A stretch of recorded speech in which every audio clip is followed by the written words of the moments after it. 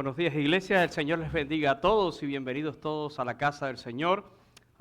Si usted está por primera ocasión, pues siéntase siempre doblemente bienvenido, ¿verdad? Y hoy es un día muy especial.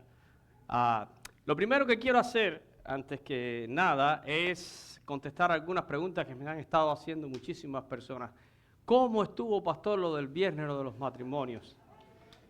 Bueno, pues estuvo todo muy, pero que muy bien. Estuvo maravilloso todo, ¿verdad? 57 parejas participaron en esa cena y tenemos un pequeño videíto aquí para ilustrarles un poco de lo que sucedió el viernes. Así que si son tan amables me pueden poner ese pequeño video para que todos puedan entender qué sucedió, ¿verdad? El día viernes en la noche. Ciertamente un tiempo muy diferente.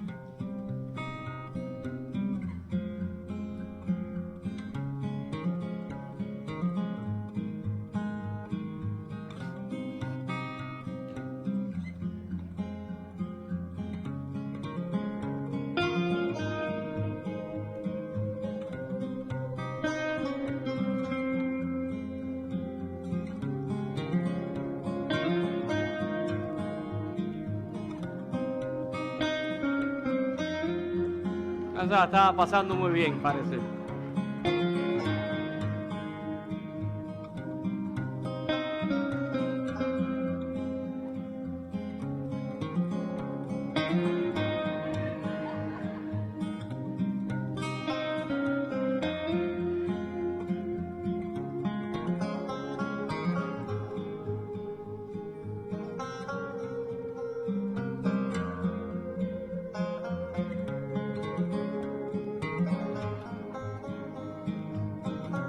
Y para los que preguntaron de la comida, deliciosa. Muy buena pasta, ¿eh?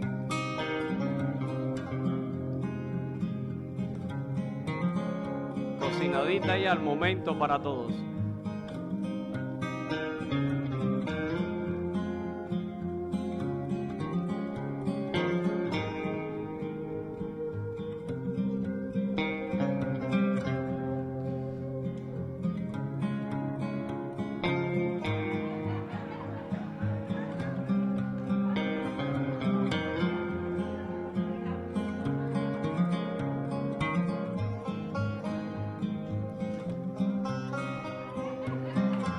Esos fueron los dos célebres de Hollywood, ¿eh? Cuando hay amor, admiración y respeto, será más fácil lidiar con todos los factores que vienen a menguar nuestro deseo en el matrimonio. Cuando amamos, admiramos y respetamos a nuestra pareja, siempre habrá motivación para seguir sorprendiendo a mi cónyuge. Siempre buscaremos el equilibrio entre lo que doy y recibo. Siempre habrá ternura, gentileza, amabilidad y siempre sentiremos un deseo y no un sentido de obligación. Bueno, a esos dos los tuvimos que despertar para que se fueran después, ¿verdad? Se quedaron dormidos ahí en el abrazo. Pero queremos darle gracias a Dios. Fue un tiempo realmente muy, pero que muy bendecido y espero que se pueda repetir, ¿verdad?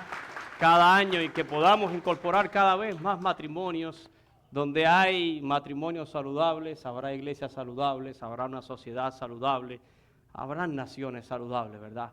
Recuerden, el matrimonio es diseño de Dios, diseño de Dios. En cuanto a anuncios, pues vamos a tener una semana volviendo a la normalidad, así que significa que este martes se reúne el Ministerio de Jóvenes Adultos de DEN a las 7:30 por la noche, ¿verdad? Pasado meridiano. Miércoles estamos acá con el estudio bíblico de oración, continuamos en el libro de Deuteronomio, estamos estudiando, ¿verdad? Esta reiteración, esta ampliación de la ley. El día viernes estamos con los hermanos en Los Robles a las 4 de la tarde, luego estamos con los jóvenes el viernes a las 7:30 y también el Ministerio de Padres que oran por sus hijos, que nos reunimos a las 8 de la noche en la carpa. Domingo, servicios regulares, servicio de adoración en español a las 10 de la mañana, a las 12 nuestro servicio en inglés y por supuesto nuestras respectivas clases siempre de escuela dominical. Fuera de eso, pues algunos anuncios más. Recuerden el baby shower. Bueno, tenemos lo del viaje a Perú, ¿ok? Para el día 2 de julio. Ya siempre le he dicho que todos los interesados pues me tienen que ver a mí. Estoy recordando también el baby shower de Yorlene y Laura, que va a ser sábado 15 de marzo, y ellos han invitado cordialmente a toda la iglesia a que puedan participar. Y hoy traigo un anuncio especial para el viaje a Israel, y fíjense si me busqué lo mejor de lo mejor. Ven para acá, Alfredo. Tengo acá a mi guía hoy, que me está visitando, está sentadito por allá atrás, y yo sé que muchos lo conocen. Déjame buscar acá un micrófono para ti, Alfredo. Vamos a usar este. Y Alfredo pues me pidió un tiempito, ¿verdad?, para hablar con ustedes y contarnos un poquito de Israel. Listo. ¿Qué pasó? Hola. Shalom. Hablan hebreo, ¿no? A ver, digan, hebreo. Muy bien, ya ves. ¿Qué quieren, las buenas noticias o las mejores? ¿Las buenas? Ya. Vine de visita de Israel. ¿Cómo te escapaste de las bombas? Estoy con mi chaleco antibalas acá abajo. Y vengo a veces muy enojado con una serie de cosas porque veo lo que anuncian, lo que se habla en la media. Y no en la mía, la media de información. Y no es agradable. Entonces digo, ¿quién va a defender lo suyo si no somos nosotros? Noticias buenas.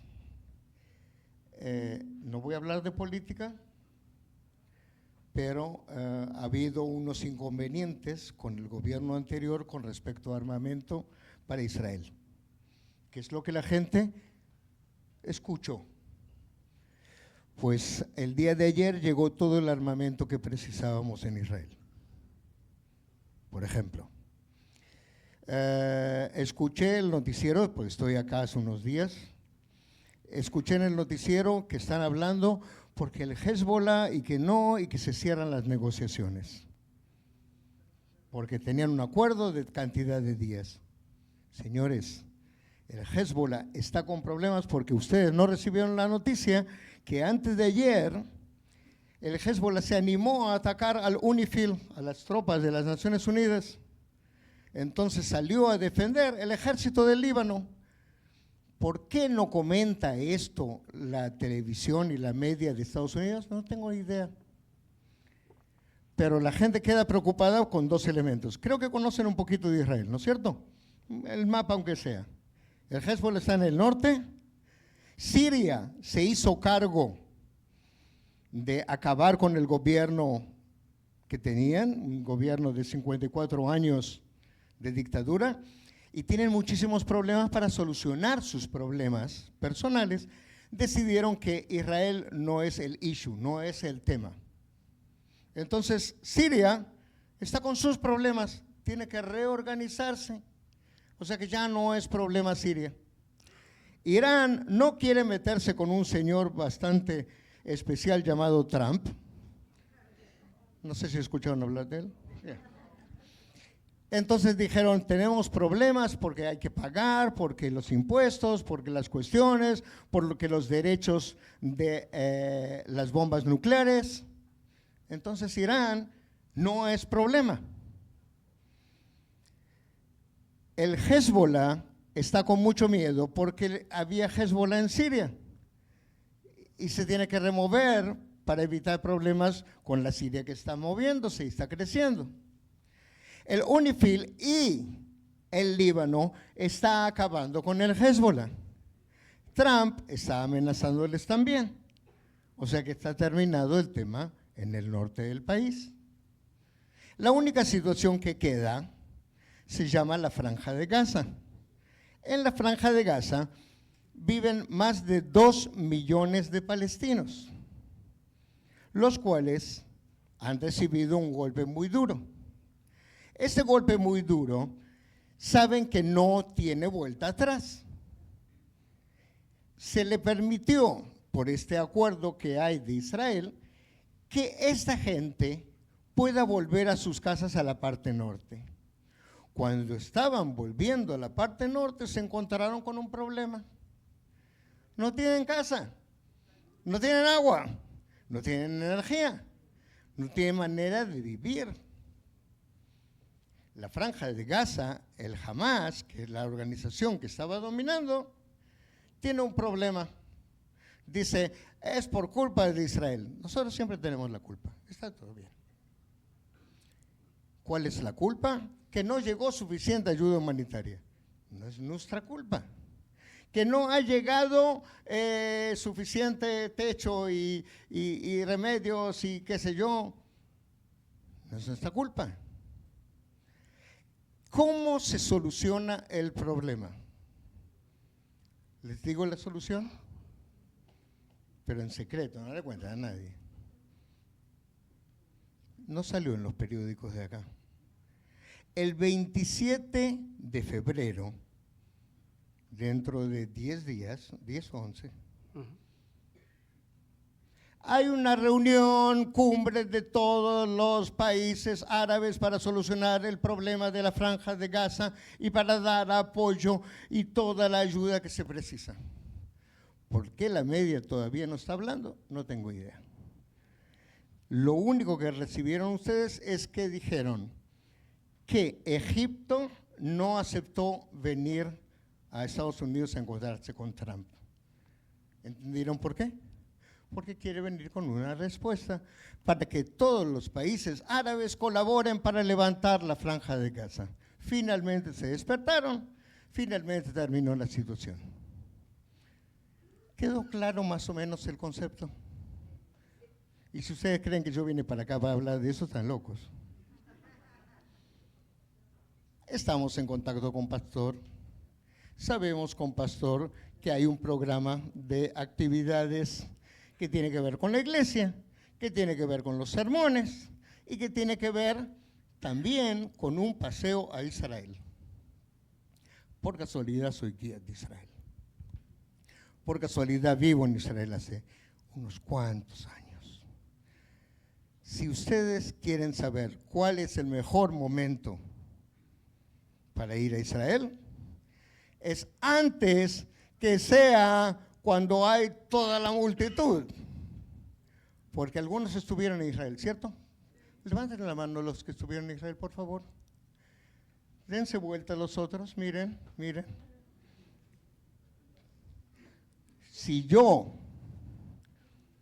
tuviera tiempo, que no creo que lo tenga, no.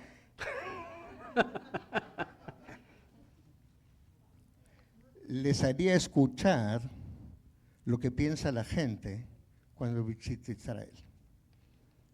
Hay algo que es un antes y un después. Antes es pensar en Israel, sois cristianos, pensar en Jesús, pensar en la vida de Jesús. Sois cristianos de raíces judías, pensar que David llevó el arca de la alianza y que Salomón hizo un templo. Son palabras de la Biblia, pero verlo es saber que hay una realidad detrás de toda esta historia que nos contaron, de la fe que tenemos, y de repente lo haces visible. Extraoficialmente me enteré de la frase del pastor para el día de hoy: esperanza. ¿No es cierto? Dentro de la esperanza, levanten la mano, ¿cuántos tienen la esperanza de algún día conocer Israel?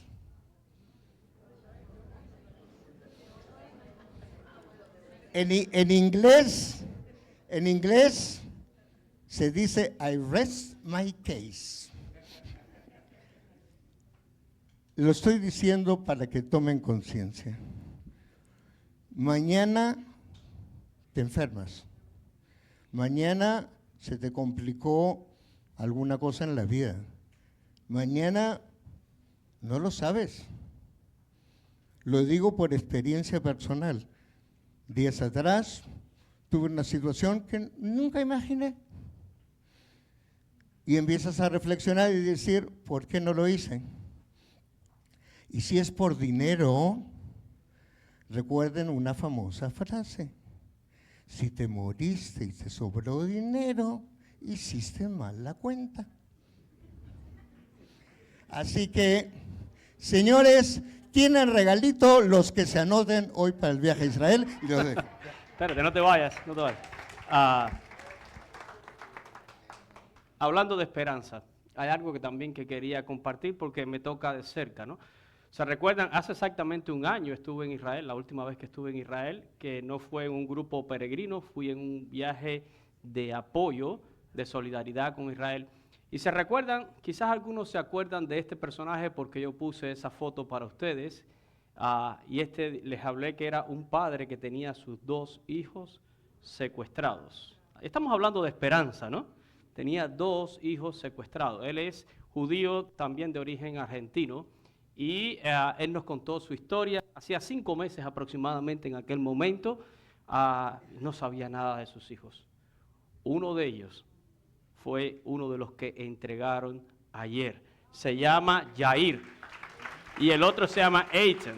Y ahí está la foto de Yair, porque este señor que nos recibió y nos atendió tan amablemente el año pasado en febrero, está ahora convaleciente de un trasplante de un riñón.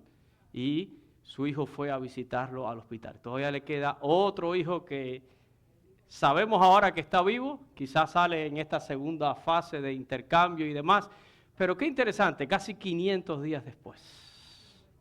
Nunca se puede perder la esperanza, porque mientras hay vida, hay esperanza. Y ese es el título de mi sermón hoy. Quería regalarte un poco de esa imagen, porque es una historia que nos tocó muy de cerca a todos nosotros cuando estuvimos allí, ¿verdad?, en Israel, y pudimos entender eso. Gracias, Alfredo, por tus palabras, y esperamos que muchos, ¿verdad?, puedan materializar ese sueño de un día estar en la tierra del Señor Jesús. Y cualquier interesado, ya sabe, me puede ver a mí. Quiero ir ahora al sermón de la palabra, y así se llama: mientras hay vida, hay esperanza, ¿eh? Y créanme que no fue algo que escribí por todo esto ahora de Israel, sino que todo viene a colación, porque robando una frase de mi amigo, todo tiene que ver con todo, ¿verdad? Pero quiero que este tema usted verdaderamente lo reflexione, ¿verdad? Quiero preguntarles algo. ¿Usted está orando por la salvación de alguien? Yo creo que de alguna manera esto nos tiene que registrar a todos. Todos deberíamos estar pensando en alguien que no ha conocido a Dios como Señor y Salvador. Yo sé que algunos están orando por sus cónyuges. ¿Cuántas personas, cuántos matrimonios tuvimos el viernes que a veces le llamamos matrimonios mixtos? En el sentido, ¿verdad? Y no es otra definición del matrimonio, sino que decimos mixto en el sentido de que hay una persona que está en el Señor, pero la otra persona no está en el Señor.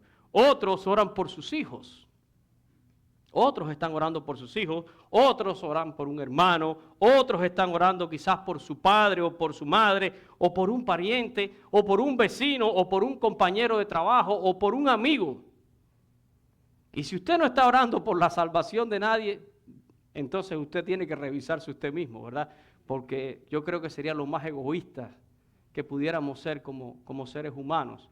Saber que yo soy salvo, que tengo una esperanza de eternidad, y que no me importa que nadie más pueda compartir esa esperanza conmigo o esa seguridad conmigo. Todos deberíamos de estar orando por alguien, ¿verdad? Pero yo he conocido a mucha gente que se rinden en el camino. Hay gente que realmente se rinden, y yo he escuchado expresiones como esta, refiriéndose a una persona, y dice: este ya no tiene solución, ¿verdad? Este ya está perdido. Este no tiene manera de arreglarse. Y les digo, mientras hay vida, hay esperanza. Y yo sé lo que alguno puede estar pensando: pastor, ¿no es que la Biblia dice que no debo de arrojar mis perlas delante de los perros o de los cerdos? Yo digo, es verdad, lo dice la Escritura, ¿verdad?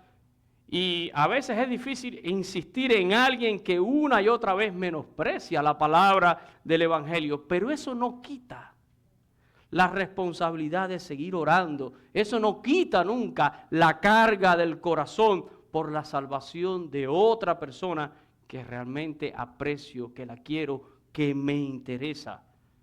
Y mientras esa persona esté vivo, lo voy a estar repitiendo constantemente, hay esperanza, ¿verdad?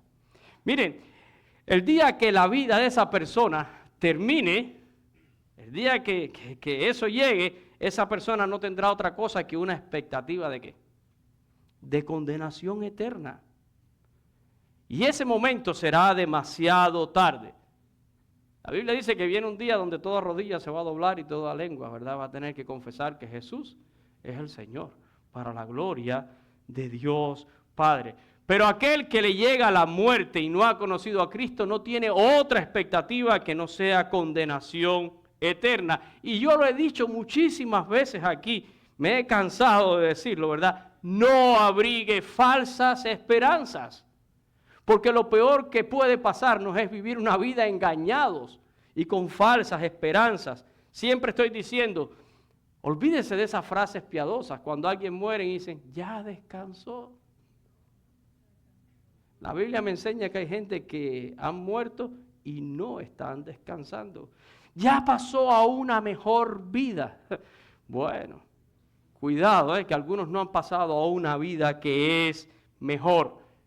Ya está descansando. No se engañe con eso.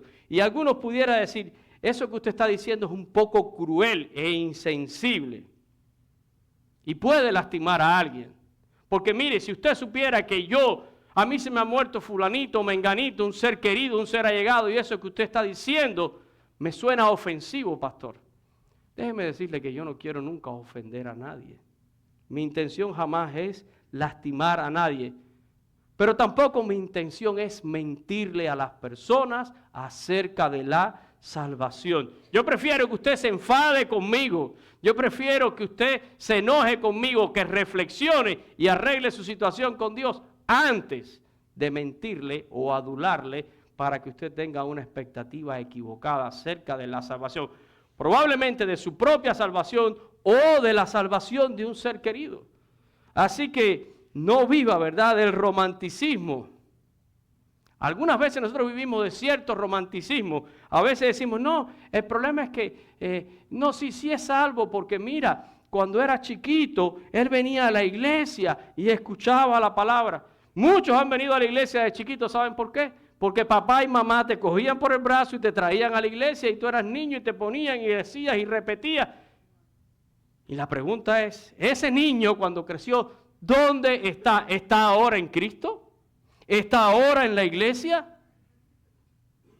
Pero a veces nos llamamos a falsas ideas y nos quedamos con todo ese romanticismo. Miren lo que dijo el Señor Jesús en Juan capítulo 8, el versículo 31 y 32. Y esto lo dijo de personas que supuestamente habían creído. Dijo entonces Jesús a los judíos que habían creído en Él, si vosotros, ¿qué cosa? Miren, el cristianismo se trata de permanencia. Si no hay permanencia, todo sencillamente es una ilusión. Si vosotros permaneciereis en mi palabra, no es si ustedes un día oyeron la palabra, si ustedes un día se aprendieron un versículo de la palabra, si ustedes un día pueden citar algo de la palabra. Jesús dice, si permaneciereis en mi palabra, entonces seréis verdaderamente mis discípulos. Si no hay permanencia, no eres un verdadero discípulo, ¿verdad? Y en el verso 32 dice, y conoceréis entonces la verdad, y la verdad los hará libre. Y en Juan capítulo 15, versículo 5, Jesús dijo, yo soy la vid y vosotros los pámpanos. El que permanece en mí y yo en él, este es el que lleva muchos frutos, porque separado de mí, y cada rato vemos a alguien que se suelta, y el que se suelta del Señor, no le arriendo las ganancias. Si permanecen en mí y yo en él, entonces llevan frutos, y no por gusto, después el Señor dice, y por sus frutos,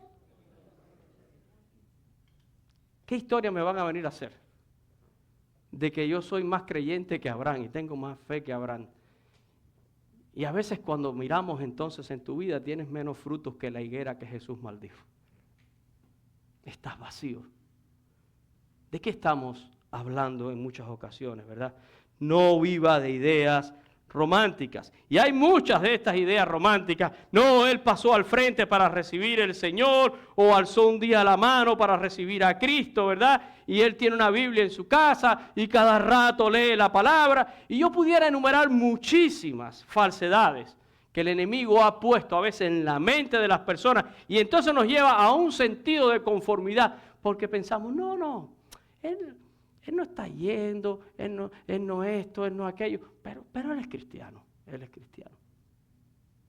Y abandonamos por no ser objetivos, a veces por no asumir algo que es una realidad objetiva, abandonamos la responsabilidad de orar, interceder y pelear por la salvación de esa persona. Una verdadera pelea por la salvación de los que yo quiero, de los que yo amo. Y ese es mi sermón de hoy, ¿verdad? Para que muchos despertemos de estas falsas expectativas y seamos entonces objetivos en cuanto a la vida de las personas que nos están rodeados, nuestros seres queridos, nuestros amigos, ¿verdad?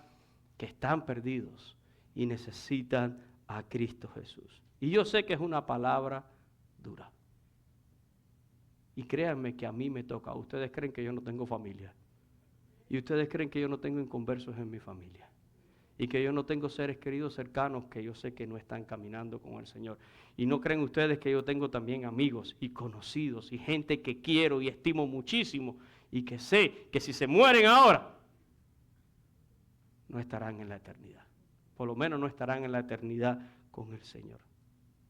Y algunos dirían, uy, qué sermón tan duro, pastor, si acabamos de pasar el día del amor y la amistad. Usted debería estar diciendo aquí hoy que Dios es amor.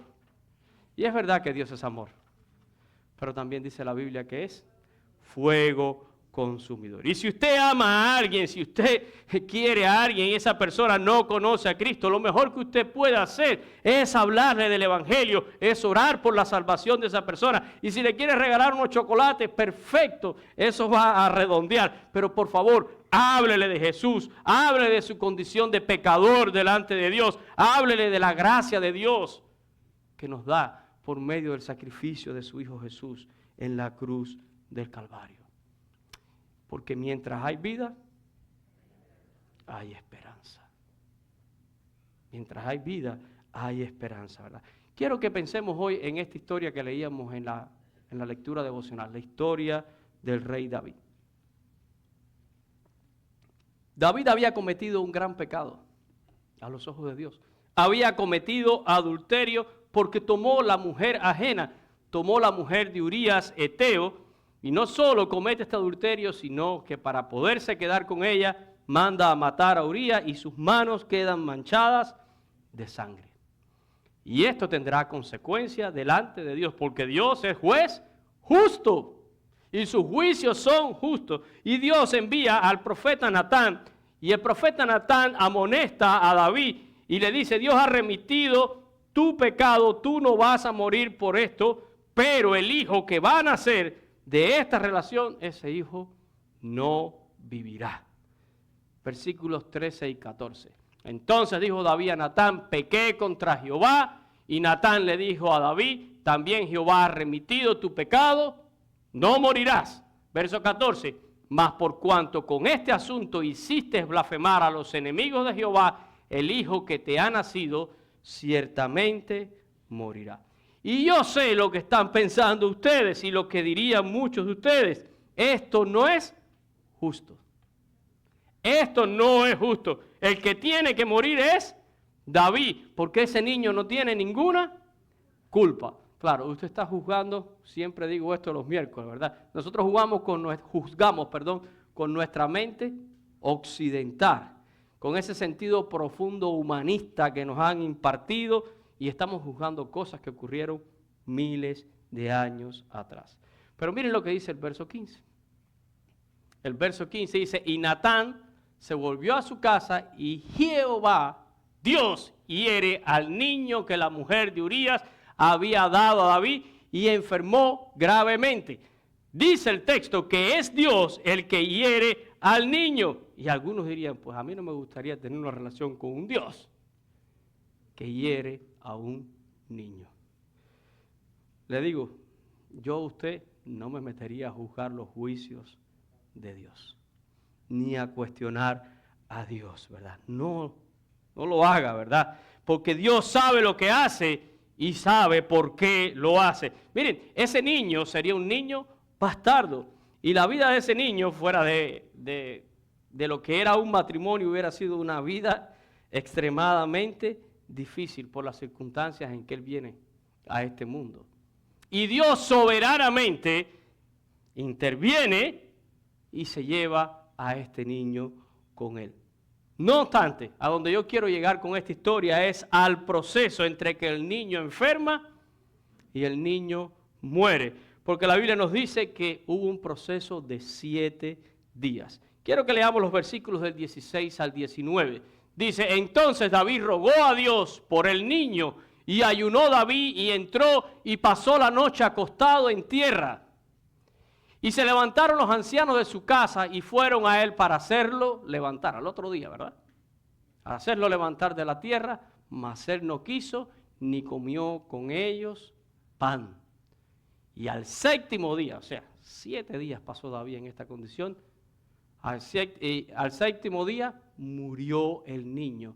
Y temían los siervos de David hacerle saber que el niño había muerto, diciendo entre sí, cuando el niño aún vivía, le hablábamos y no quería oír nuestra voz. ¿Cuánto más se afligirá si le decimos que el niño ha muerto? Y en el 19 dice, mas David viendo a sus siervos hablar entre sí, entendió que el niño había muerto, por lo que dijo David a sus siervos, ¿ha muerto el niño? Y ellos le respondieron, ha muerto, ¿verdad? 7 días David rogó a Dios por el niño, como hubiera rogado cualquier padre, ¿sí o no? Póngase en los zapatos de David. Probablemente, digo probablemente porque la Biblia no nos los dice, ¿verdad? Pero probablemente David en sus oraciones le decía a Dios, llévame a mí y no te lo lleves a él, porque aquí el que metió el delicado pie fui yo.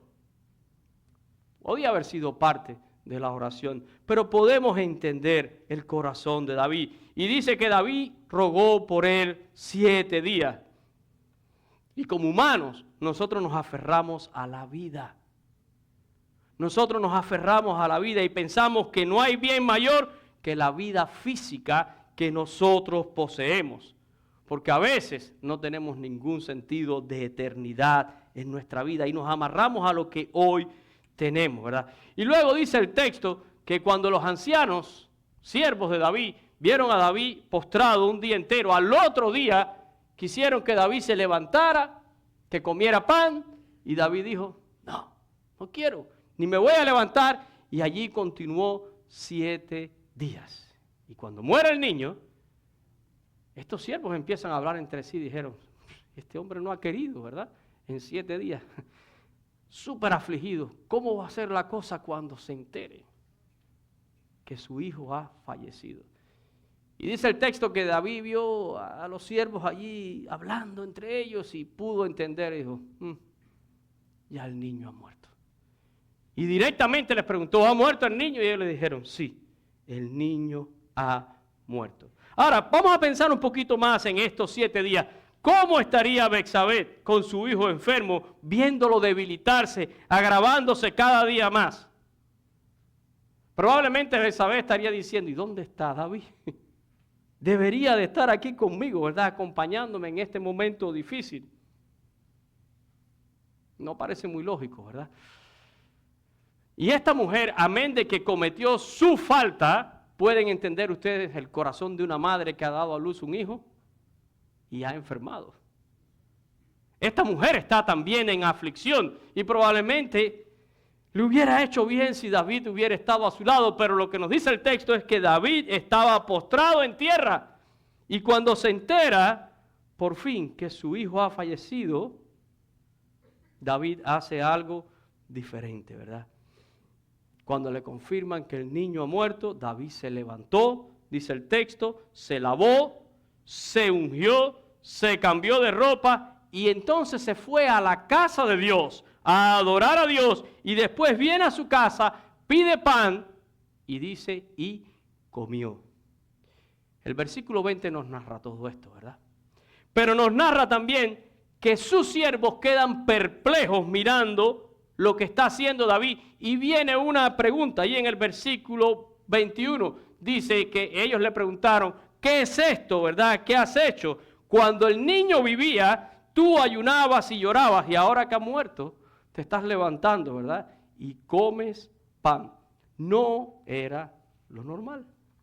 No era lo normal. Se esperaba un gran duelo. Y no quiere decir que David no tiene el corazón deshecho. No quiere decir que David no está afectado, ¿verdad? Pero vamos a ver esto con un poquito más de detenimiento, ¿verdad? Mientras estaba vivo, David escogió, ayunar y apelar a Dios.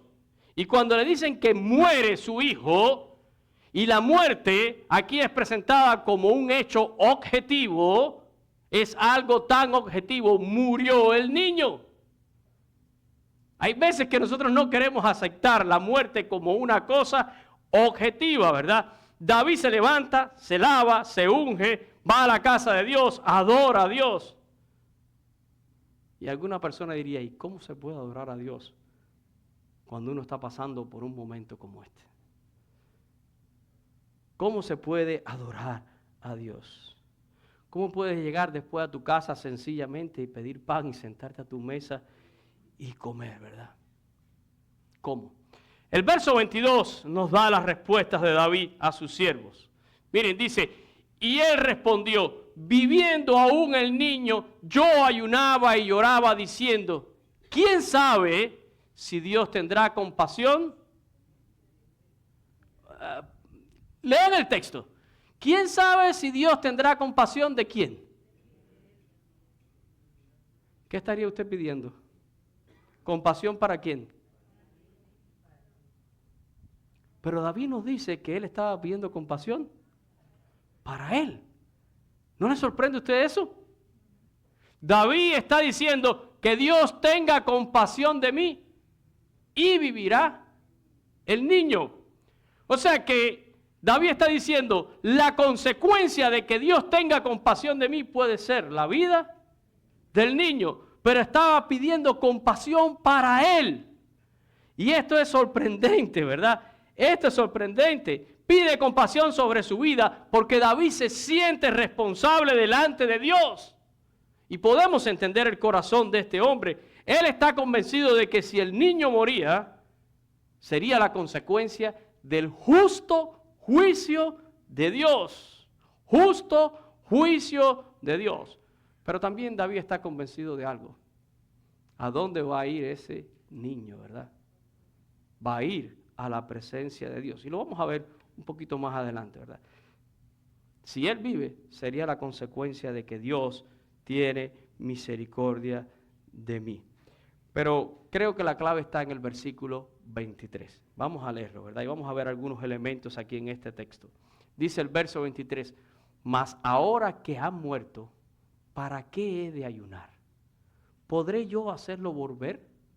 Yo voy a él, mas él no volverá a mí. Piensen en esto.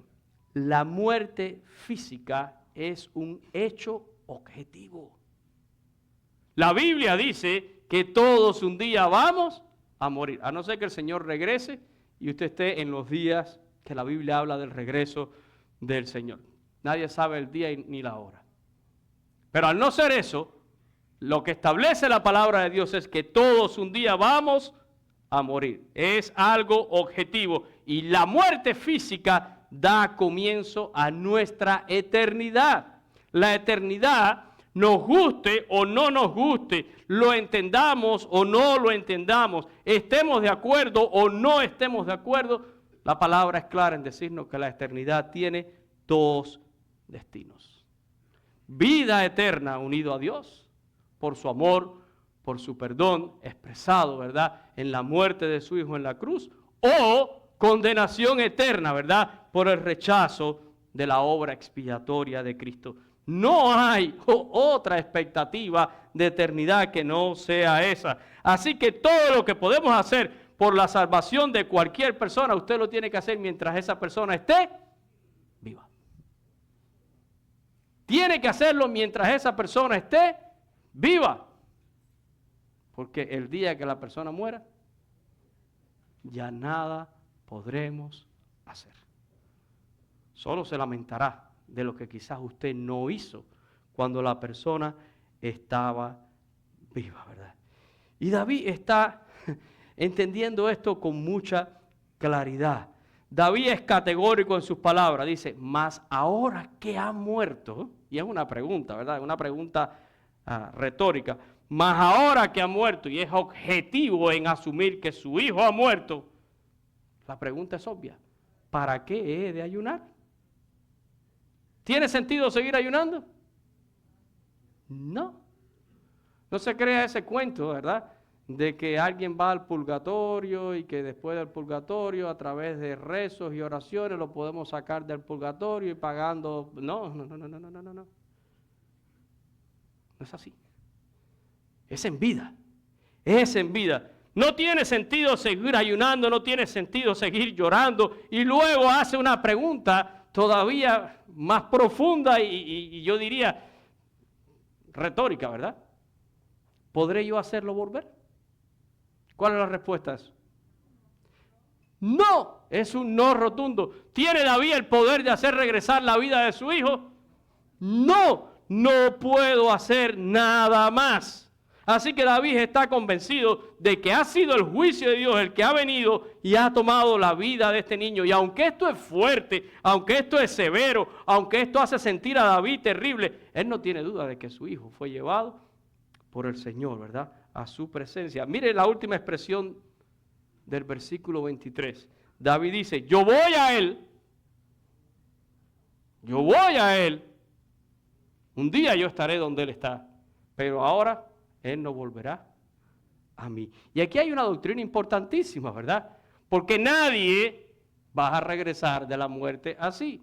Nosotros leemos en la Biblia, ¿verdad? De muchos casos de resurrección.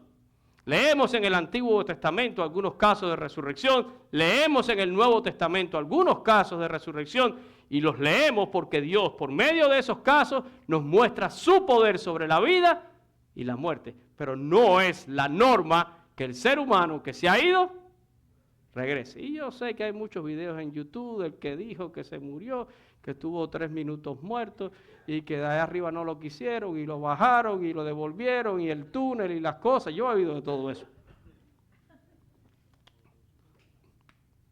Pero no es la norma de Dios. No hay tal cosa como, ay, se murió fulanito. Ay, pero vamos a ver si lo podemos traer de vuelta, como si tuviéramos la máquina del tiempo, ¿verdad? Vamos a traerlo de vuelta y vamos a ver cómo cambiamos algunas cosas para que el final sea diferente, ¿verdad? ¿Han visto ustedes esas películas de ciencia ficción? Bueno, esa es ciencia ficción, pero yo creo que algunos se lo creen y lo quieren vivir en la realidad. No tenemos el poder de hacer regresar a nadie de la muerte para tratar de arreglar las cosas para que cuando vuelva a morir, el final sea diferente. Mire, aproveche la oportunidad que tiene ahora.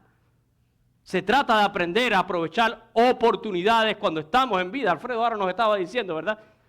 De lo del viaje de Israel. ¿Tiene la oportunidad? ¡Háganlo! Mañana no sabe. Mañana no existe, ¿verdad? Hay veces que yo le digo a las personas, aquí hay 3 factores para ir a Israel. El económico, la salud y la oportunidad. Y si estas 3 cosas se alinean, hágalo. Porque a lo mejor un día va a tener dinero y no va a tener la salud. A lo mejor va a tener la salud y el dinero, pero no existe la oportunidad. Tenemos que aprender a aprovechar nuestro tiempo ahora. La Biblia nos enseña a vivir cada día. Pero aquí yo quiero llevar esto específicamente a la salvación. La Biblia nos dice que va a haber resurrección, sí. Va a haber resurrección para vida eterna, pero va a haber resurrección también para condenación. La Biblia es clara hablándonos de esto. Así que no se engañe, ¿verdad? No se engañe más. Muchos de nuestros seres queridos, desgraciadamente, ya se han ido y no hemos aprendido la lección. Yo sufro por eso. Yo tengo seres muy queridos en mi vida y estoy convencido de que no se fueron con el Señor. Y es un dolor.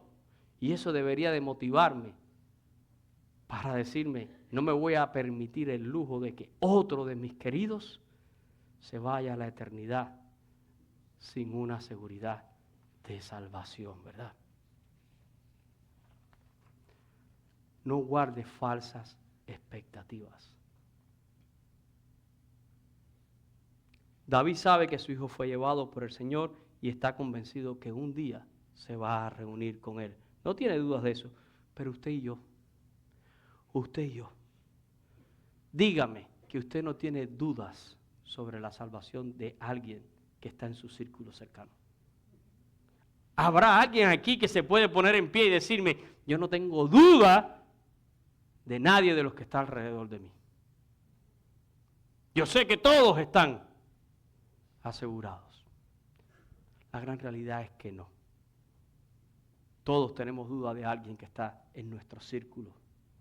Y la pregunta es, ¿qué estás haciendo? El tiempo está corriendo y la vida se está acabando.